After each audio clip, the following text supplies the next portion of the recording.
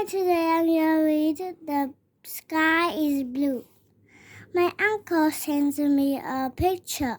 It's a picture of a blue sky and the white clouds.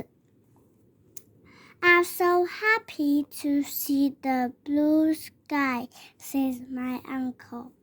I wonder why. Isn't the sky always blue?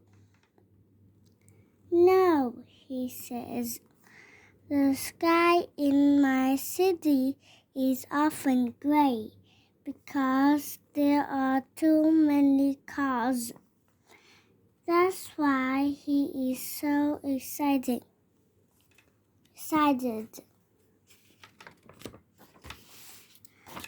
White clouds and a blue sky is beautiful. Fruit or vegetables? Mark likes vegetables. He does not like fruit. At lunch, Mark eats peas, beans, and carrots. Kim is the opposite.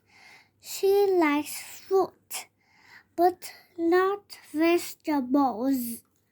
At lunch, their friend Rachel says, there are places where people don't have food to eat and they go hungry. Then she says, if you think about that, you see all food is good. Bye-bye.